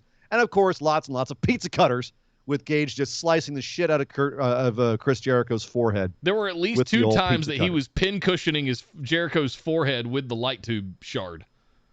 Oh, he's just stabbing him with the light tube yes. shard? But, yeah. Jericho was a bloody mess at the end of this match. They both were. Gage was bleeding before the match even got going. After that Rana spot through the table, Jericho took a power bomb. I think it was a power bomb down onto the glass. Yep. Had his back all kinds of cut up. Yep. This was, like you said, if you've seen a bunch of death matches, if you've watched a bunch of CZW or ECW, you're like, this is cool. But I was really marking out because, oh my God, like you, I never thought I would see this caliber of death match, even with Texas death match stuff with Moxley and Archer. Like, this is the kind of stuff, like light tubes and panes of glass and all that stuff. Like, that was common fare for the CZW audience. This was the most hardcore AEW's gone. This might be the most hardcore mainstream wrestling has gone in 15 years. Yeah. Or more. And apparently Domino's wasn't happy about it because at one point we had a picture-in-picture where Nick Gage was pizza cuttering Jericho's forehead on the insert, and there was a Domino's commercial where they were cutting a pizza with the pizza cutter on the other side. It was brilliant. It's the greatest. I'm hungry for pizza now. Domino's Just on even social talking about media it. is doing everything they can to distance themselves, and you've got others like PBR and everybody jumping in and going, hey, we'll take that spot. We'll take that spot. You don't want it. We'll take it. What do you need after you're done with getting pizza cuttered in the forehead? An ice cold beer. Pabst Blue Ribbon. Pabst Blue Ribbon. Shit. Suddenly I'm thirsty. I'm in. Yes. AEW's just sitting here going, thanks for the free publicity, y'all. There you go. Oh, I'm sorry. We lose one sponsor and gain 5. Oh, no. Woe is us. We totally won the night. We were the most watched TV show on cable on the night. We beat WWE on both the demos. We had a higher, more women from 18 to 39 watched our show tonight than watched all of WWE's programming. AEW was not crying. At all about any of this. No. But ultimately, Jericho does finally put away Nick Gage, barely survives him as he sits in the corner defending himself with a light tube looking like he's been through hell. Yeah. MJF says, Chris Jericho, as you lie there in more pain than I've ever seen, than you've probably ever been in your life, I'm going to stop myself right there. Does that line sound familiar to you, Nick? No. Am I supposed to remember As something you lie from there the in 90s? more pain than you've likely been in your entire life. How about 2011? That's the opening line to the pipe bomb. Oh. And MJF dropped it on Chris Jericho, and then said, last week that completely just. There was. Jericho, there was one time that you made fun of me for something. He cuts to a video where Jericho says, you don't know who Juventud Guerrera is. And MJF's like, I don't know who that is. Well, hey, Jericho, I went and Googled him. And guess what? You're facing him next week, and you have to beat him using a move from the top rope. Have fun. Show goes off the air. Oh, hey, bringing back Hoovy. Jericho's got to do a top rope spot to win. Okay. This is fun. Yeah. All right. Bit of a flat end of the show, I'll be honest with you. The audience was kind of like, that's it after all that match.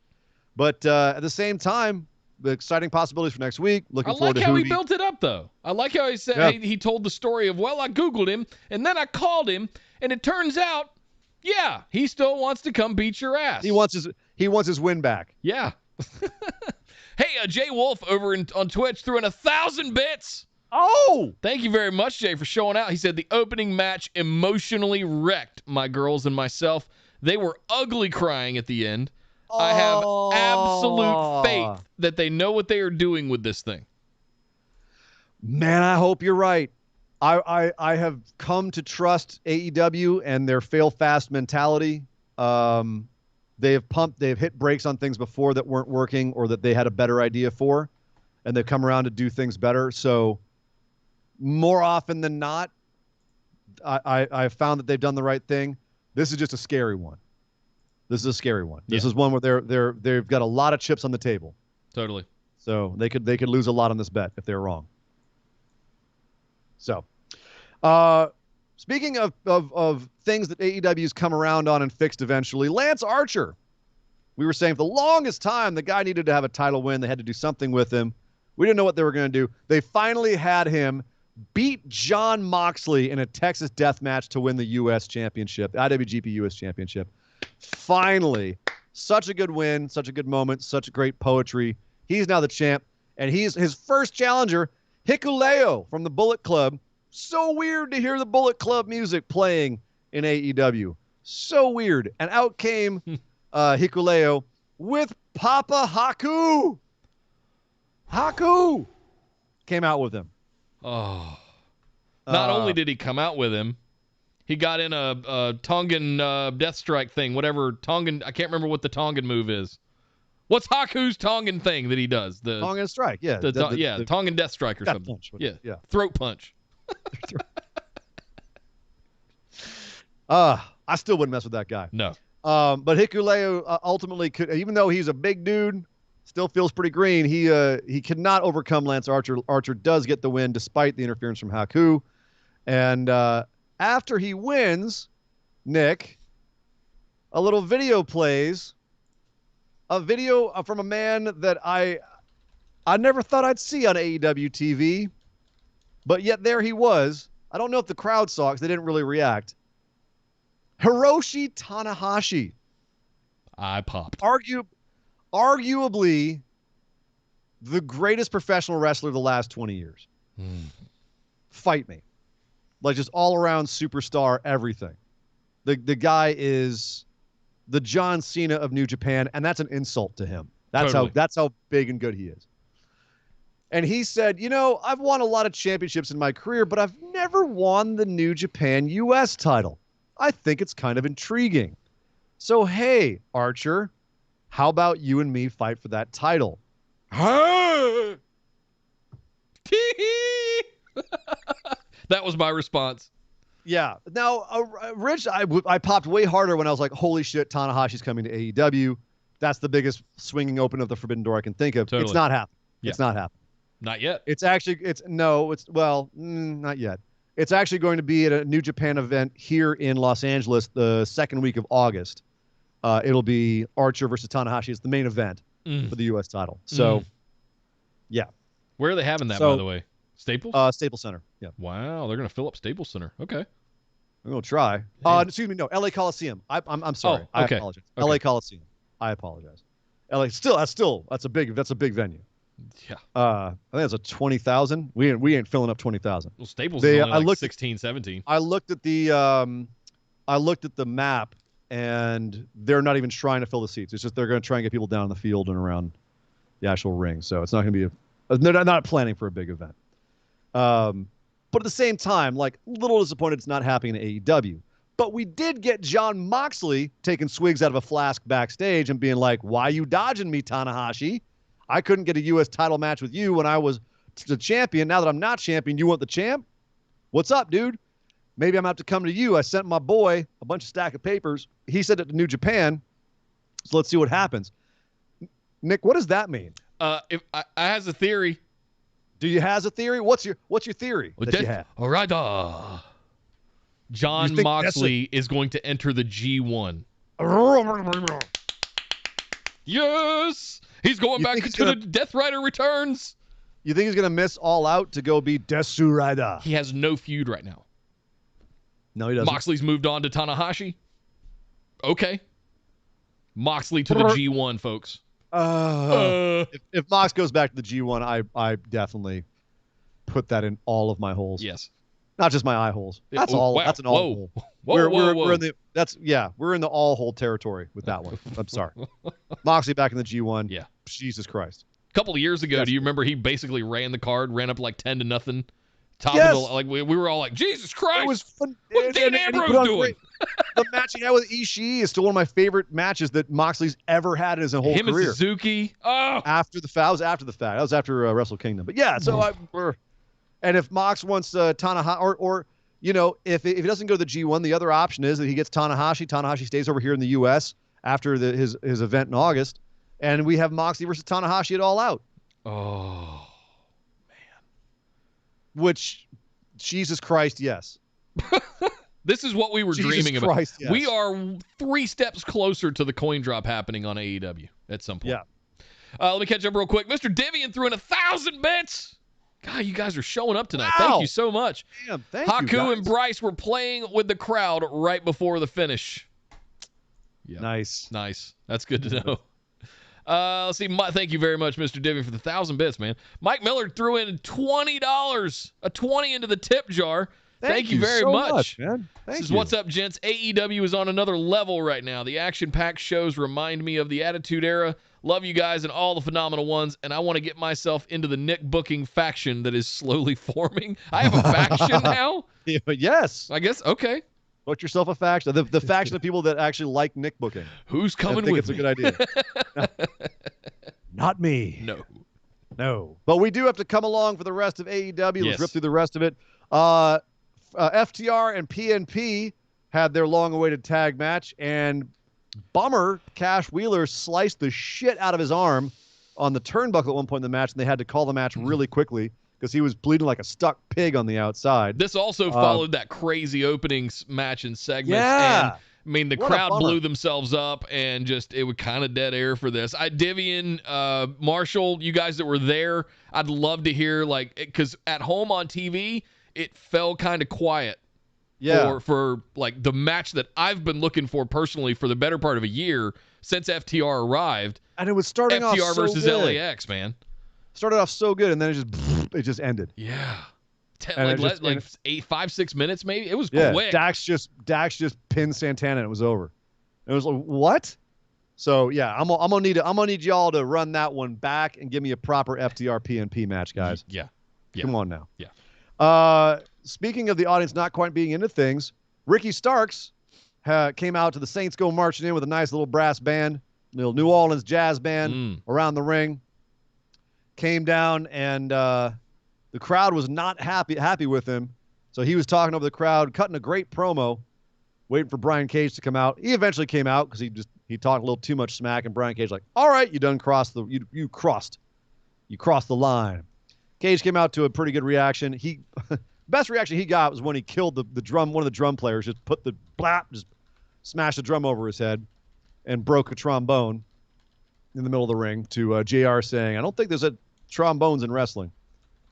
But Nick, do you think that, the crowd reaction here didn't feel like there's a whole lot of interest in this feud, or did you feel like it just was how it came across on TV? I think I want to give him credit where credit is due. I think very highly of Ricky Starks, especially his potential, his future potential. Right now it feels like it's Diet Rock, but I think there's more there. And, much like we all shit on Rocky Maivia in the very beginning, and I don't want to compare the great one to one Ricky Starks, but that's kind of what I feel like his presentation is what The Rock eventually became. And it's just not, if they're trying to do that with the very marquee fan base that AEW has, that's going to get called out, that's going to get poo-pooed on.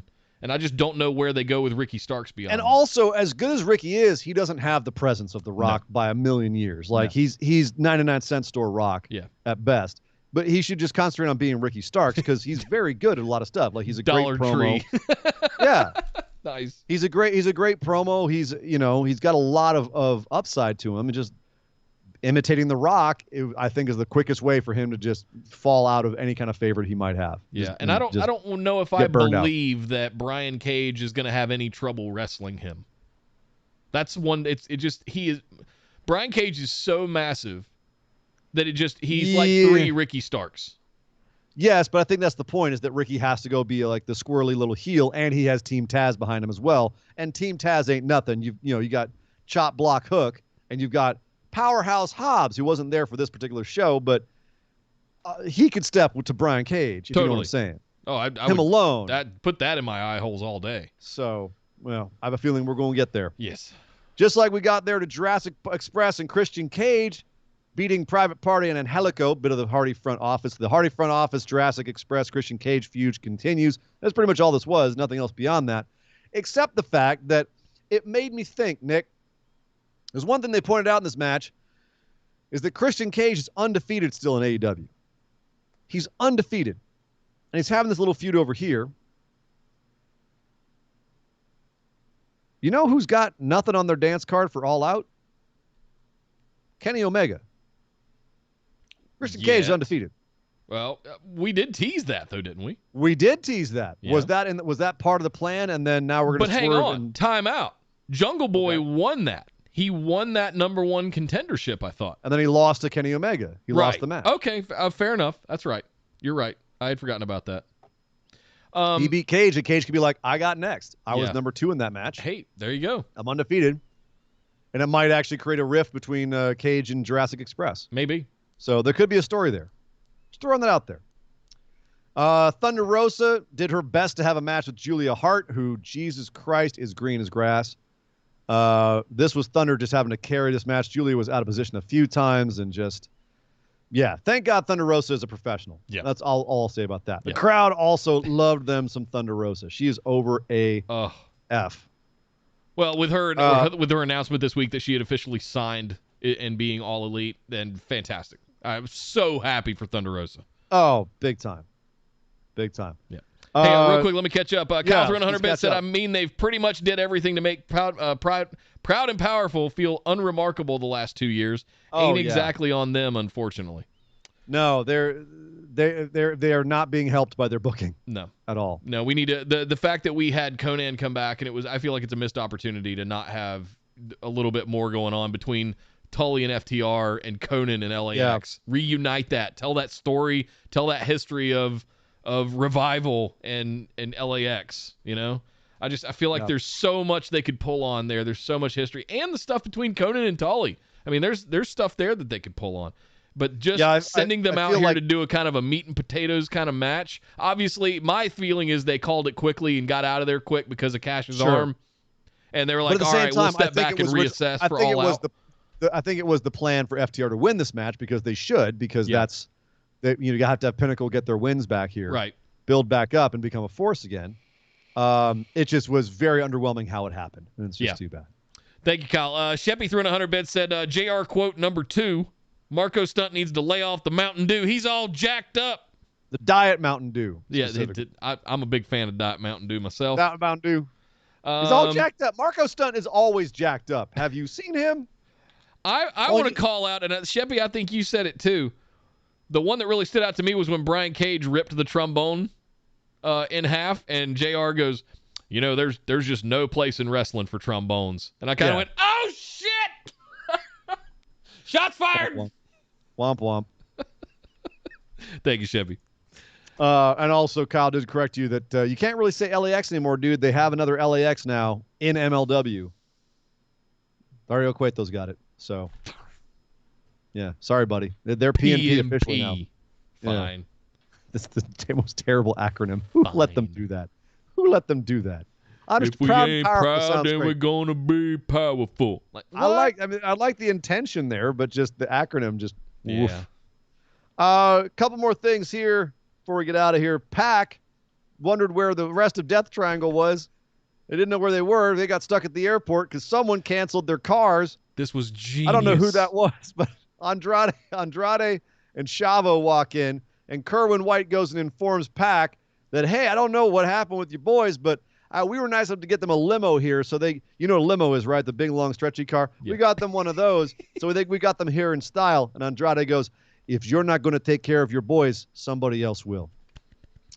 Nice. Can we see Penta and Phoenix teaming up with Andrade? Keep it going. Keep it going. Yeah, have him poach Death Triangle. Oh. I'm still down for him to bring in the boys from Ring of Honor and truly open up that door. Cody got jumped by Malachi Black again. They tussled out to the ring, got separate again. Still wearing the white outfit and the black outfit and tussling. That's about it. I gotta say, not a fan of the makeup job on Aleister Black this week. Excuse me, Malachi Black this week. Looked a little on the nose. We already have a half skull face dude in AEW. Yeah. We don't need to. Keep the makeup subtle, dude. You don't need to go over the top with it. You really don't. I like the idea, but we already have Darby. He's already got that gimmick wrapped up. And Darby said, hey, you know how the first episode of Rampage is going to be on Friday night, and it's going to be in Chicago? Well, I'd really like to face some more challenges. Maybe someone who thinks they're the best in the world. Nani? If that's not a full tease for CM Punk, I don't know what is. But hold on a second, Nick. The first episode of Rampage, is CM Punk showing up in the first episode of Rampage? Because if that's not y'all better tune into our new show, Shot Across the Bow, I don't know what is. We might have to postpone the show next Friday if that's the case. We might have to. So, I mean, where better to do it than Chicago? Well, that seems to be the CM Punk crowd that always the marquee is held. Holy CM shit! Punk. Can you imagine the CM Punk chance that we're gonna get if he shows up? Will come off the building. I think it was Kyle that pointed out in Discord the other day that Living Color followed AEW on Twitter. I'm not saying. Maybe they just like wrestling. I mean, WWE does not have exclusive rights to that song. They do not. he could come out to that song. If he comes out to Cult of Personality in Chicago, we hear that. Forget it. Just that opening lick. That place is going to come unglued. Oh, forget You it. thought Edge coming back at Royal Rumble was loud? That'll be tame compared to Cena this place. coming back? Nah, man. This will be next level. Well, I'll hear that pop from here. That's going to be bananas. So we might have to watch that show. They're doing a good job of teasing it. They're definitely like, imagine if they have that show and nothing happens. Tony Khan was in an interview this week and was like, well, I can't comment on the contractual dealings with wrestlers and superstars and our roster, so he didn't actually deny anything or confirm anything. And Conan on his podcast said, I asked Tony about that. He said, like, come on, man, I can't talk about that. Yeah. And Conan goes, man, if CM Punk comes back in Chicago, that place is going to be on fire. And he goes, yeah, and Tony just gave me a little smile when I said that. And I was like, oh, son of a bitch. So they're doing their best to promote it to get people excited about it. We will see. And we will also see Miro facing off with Lee Shotty Johnson next week. Miro cutting another great promo, talking about how he's grateful for two things: the strength of his body and a double-jointed wife. There's only three things I care about in the world: God, health, and my double-jointed wife. It's so good. Mother of God, it's so good, man. Chevy threw in 100 bits, said that Rampage show in Chicago is on August 20th. Do you know what that also is? That's the Friday night. Saturday is SummerSlam. Do you want to steal the weekend from SummerSlam? Madness. Have Stealing CM Punk come out at the United Center in Chicago. Stealing all the Twitter. Forget it. I want to correct myself. Okay. Miro actually said, I've got two motivations in life: a vengeful God and a double-jointed wife. Yes. That's what it is. A glorious reckoning will be upon Lee Johnson. Oh, man. I wait every week for a Miro promo. He's firing on all cylinders. We were very worried about Miro Twitch, the gamer, the best man stuff. Yeah. This is Miro. This is what we were saying earlier. Okay, so let's close out with a little bit of hope here. Yes. Because the Hangman Page thing, like I said, they're really good at failing fast and doing the right thing. Miro was doing the stupid gamer thing for far too long, and look what they've done with him. They're good at recognizing when something it isn't the right time or it isn't working, stopping it dead. It's not time right now for broken Matt Hardy. It's not working. Let's stop it. Do something else. We'll come back to it later. Let's hope that that's what they're doing with Hangman Page. Let's hope that they're right. Because if this week is any indication, they are firing on all cylinders over in AEW. Yeah, one more call out before we get out of here. Mr. Divian threw in 100 bits and said Fuego lost his Del Sol. What is that in Fuego reference got to? murdered. He got kicked in the head by Malachi Black during that segment. Oh, right. And there's a great shot of him just lying there, just completely dead on the ramp. I posted a picture in the Facebook discussion group of little Simba like pushing on his face, right, screaming at him like, "No, Fuego, no!" But yeah, great show from AEW, Nick. What a great week of wrestling. Lots to be happy about, lots to be positive about, which of course leads us into a little segment that we like to close out the show with, and it's called Our Moment of Positivity.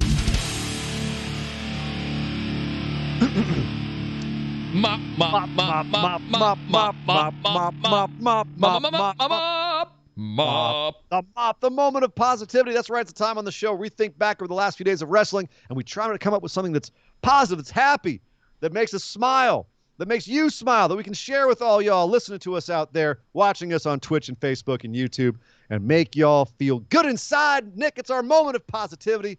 What was your mop for this week? Real quick before I do that, Sheppy snuck in 100 bits there. I want to make sure we get that. How does WWE let Miro and Aleister Black go? I just don't understand their lack of not using talent. But AEW is, I'm going to assume you meant killing it. Yes. Yep. Thank you, Sheppy. Yep. Kicking it too. They're kicking ass. Man. What was your mop, dude? If there was a week for a mop, this was it. Spoiled for choice this week. Spoiled. Utterly spoiled. If I had to pick one thing, just one thing. Oh, my God.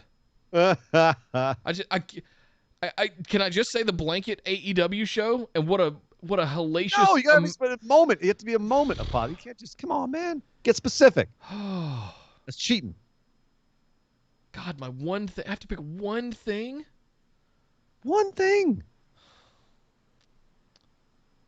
God, it has to be the fact that we had a CZW deathmatch on AEW. All right, there it is. Light tubes, pizza cutters, and freaking MDK, dude. Like, it's holy smokes. What I never thought that I would see. Like, what is he gonna back Ryder trucks up to it, or take him out to the parking lot and drop him on a pallet of light tubes? Like, what's are we gonna have an actual barbed wire style death match with barbed wire ropes this time? Not whatever the hell they did earlier this year. I can't see that happening. But I mean, oh God, mine has to be the fact that we got light tubes in a death match and panes of glass in a death match, and I mean, just God, MDK. That's I know that's your bread and butter. Is the old CZW there's so many stuff. things I want to call out right now that happened this week, just on AEW alone. That were mops. Yeah, that was mine. What about yours? Not on AEW. Mine's not on AEW. Mine's on NXT. I went to NXT for mine. Mine would have to be the Samoan submission machine being cleared to wrestle. Samoa Joe is back. Man. Not only that is right into a championship match. Right into a championship match. You know what? That's almost secondary to me. Like, I don't care what he's doing. Yeah. He's allowed to compete again. That is such good news. That opens up so many more possibilities. I'm so excited by that. Hopefully that's the stepping stone to so many other things. I am ecstatic about that. That is more than far and away my moment of positivity. Kyle threw in 100 bits, said my mop has to be the Dakota turn. That's a good one, too. I've been ready for it since the screw job involving Shayna. Side note, get hyped for the A-Kid Jordan Devlin Iron Man match next week in NXT UK. Will probably tip the hand on Walter and Dragunov. So much to be excited for in wrestling right now. Yeah. So much to be excited for in wrestling. Yeah. And that's the point. That's the big mop. We are spoiled. We are in a golden era of professional wrestling right now, and it's only going to get bigger. As AEW continues to evolve, we're seeing NXT continue to spread its wings a little bit. Yeah. Yeah. Everybody's doing great in wrestling. I got a buddy who, like, every time I talk about wrestling, the first thing he says is, God, yeah, but I can't watch WWE. I'm like, okay, well, what do you do? He's like, oh, I watch Game Changer Wrestling and AEW when I catch a New Japan. I'm like, then what are you complaining about? Yeah. That's more wrestling right there without WWE than I can watch in a week.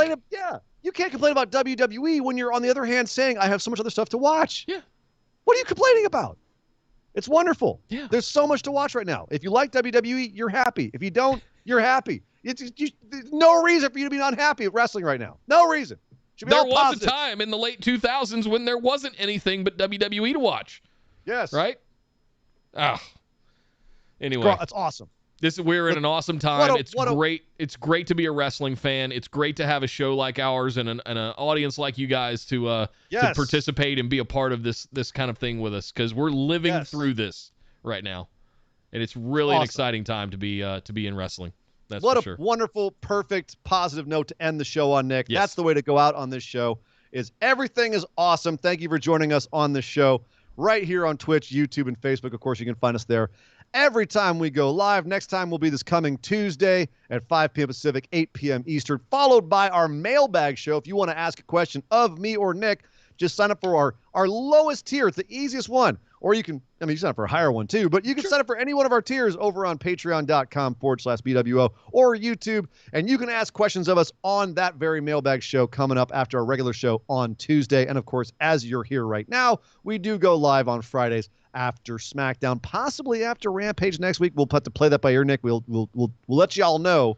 Be a late night. But yeah, just go to linktree.com/BWO and find out about that. We'll have you can click all of our links, and we'll definitely say over in Twitter and Facebook what we're going to be doing. Absolutely. We'll keep you guys posted. But thank y'all for hanging out with us tonight. Nick, we'll see them next time. Yes, indeed. Guys, until then, my name is Nick Howell. You can find me on Twitter at Data Center Dude. And I am Sir Ian Dangerous. You can find me on Twitter at Sir Ian Dangerous. But by God! Would somebody stop the damn match? This show is part of the Orbital Jigsaw Network. For more episodes, subscribe to us on iTunes, Google Play, or Stitcher Radio. For details and show notes from each episode, check us out, orbitaljigsaw.com.